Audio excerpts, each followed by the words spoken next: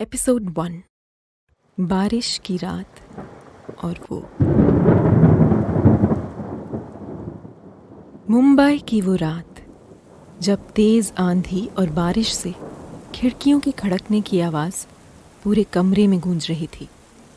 उस सर्द रात में माही का बदन मानो किसी चिंगारी की तरह सुलग रहा था। अब कोई उसे बचा सकता था तो सिर्फ उसके सामने खड़ा वो आदमी। उस आदमी ने माही के करीब जाकर खिड़कियां बंद कर दी और उसे ऊपर से नीचे तक देखने लगा। उसके परफ्यूम की खुशबू माही को मदहोश कर रही थी। वो अच्छी तरह से पहचानती थी उस खुशबू को। उसने गहरी सांस ली और आंखें बंद करते हुए बोली, माय फेवरेट परफ्यूम। वो खिड़की के पास खड़ी थी और बारिश के छींटे उसके कपड़ों को गीला कर रहे थे। उस आदमी ने उसे बाहों में उठाया और बेड पर लिटा दिया। माही को सब कुछ परफेक्ट लग रहा था, लेकिन क्या? कुछ तो था जो उसे अजीब, कुछ अलग सा लग रहा था। इससे पहले कि वो कुछ और सोच पाती, फिर से बिजली कड़की और वो उस आदमी से लिपट गई। माही ने उसे ऐसे पकड़ लिया जैसे वो उसे सालों से जानती हो। वो उसका कोई बहुत ही करीबी हो। दोनों की गर्म सांसें एक दूसरे से घुलने लगी।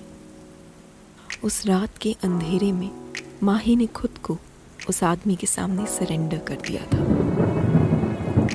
उस रात उसे ये एहसास पहली बार हुआ था कि कोई उसे ऐसे भी प्यार कर सकता है। अब हर रात वो सपने में उसी हसीन रात को जीती थी। कंधे पर पड़ी थपकी ने माही की नींद तोड़ी। अंगड़ाई लेते हुए और सपने से बाहर आते हुए उसके सामने नर्स का चेहरा था। माही शर्म से लाल हो गई और नर्स से आंखें नहीं मिला पाई। सुनो, उठ जाओ, मौसम ठंडा हो गया है। उफ, ये मुंबई की बारिश, उफ। तुम्हें इस मौसम में कोल्ड हो जाएगा। तुम्हें अपना ख्याल रखना है, समझी?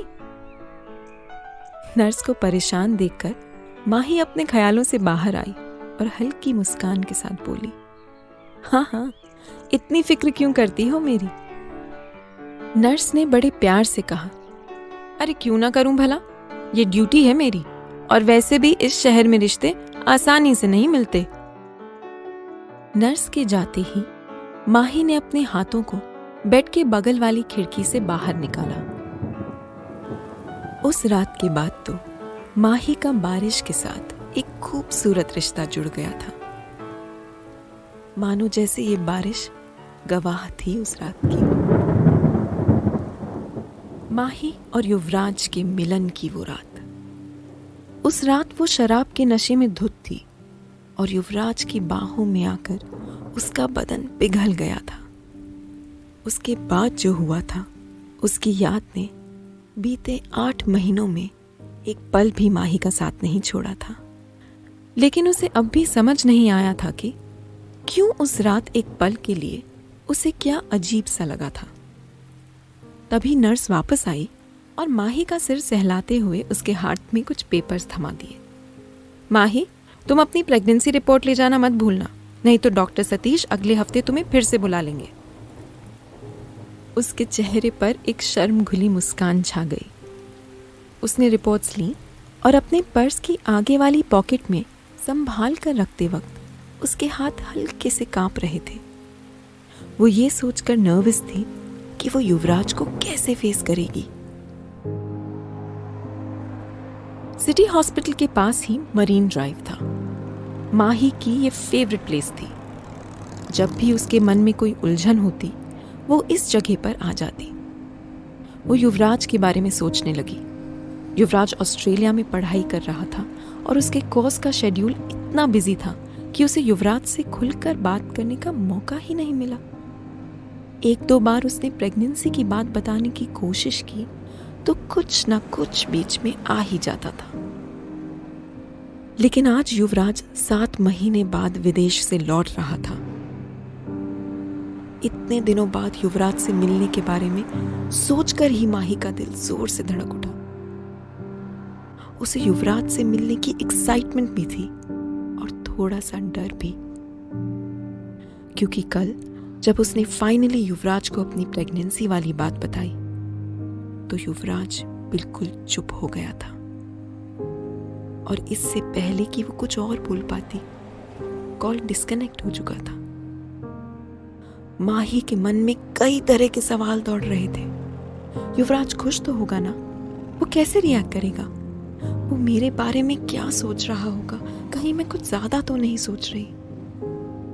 डॉक्टर्स ने माही को बताया था, अपने पहले बच्चे की प्रेगनेंसी की बात सुनकर मर्द अक्सर समझ नहीं पाते कि कैसे रिएक्ट किया जाए। देखिए, ऐसे समय में जल्दबाजी नहीं करनी चाहिए। इसी वजह से माही इस वक्त युवराज से शादी की बात करके उस पर किसी तरह का प्रेशर नहीं बनाना चाहती थी।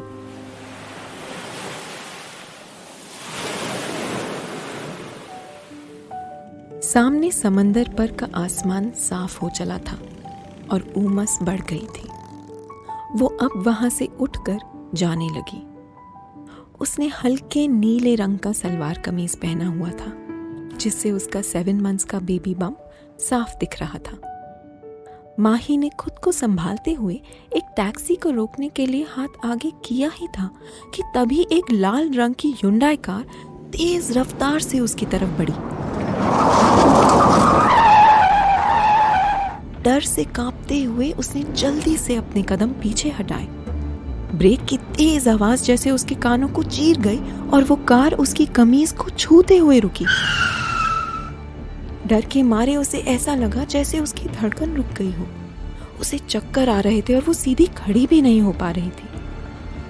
कार का दरवाजा खोलकर रागिनी बाहर आई।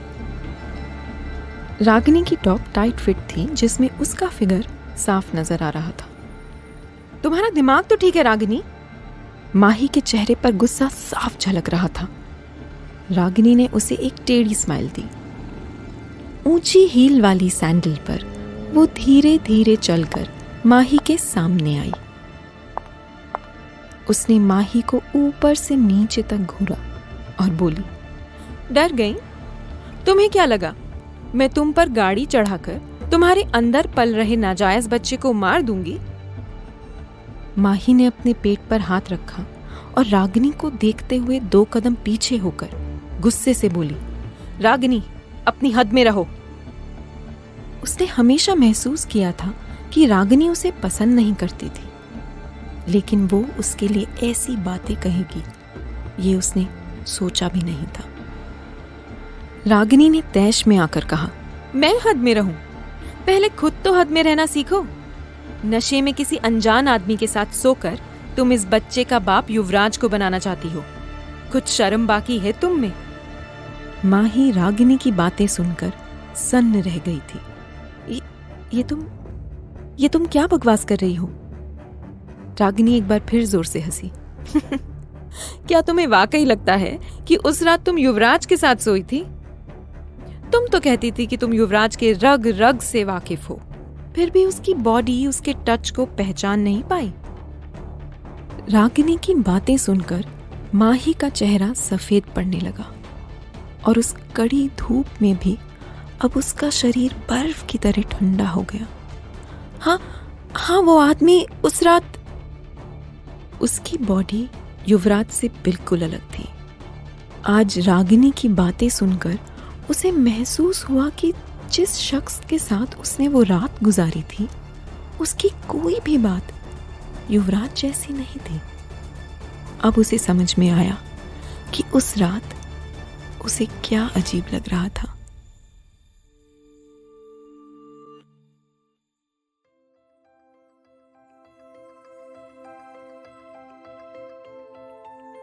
यहाँ बस इतना ही। आगे की कहानी जानने के लिए सब्सक्राइब करें पॉकेट एफएम चैनल को और बेल क्लिक करके अगले एपिसोड का नोटिफिकेशन पाएं। लेकिन आप सारे एपिसोड अभी सुनना चाहते हैं तो डाउनलोड करें हमारा pocket FM app. Link description में है। जहां आप पाएंगे इस शो के सारे एपिसोड्स और साथ ही इसके जैसे और भी बेहतरीन शो। तो देर किस बात की, अभी डाउनलोड करें पॉकेट FM ऐप।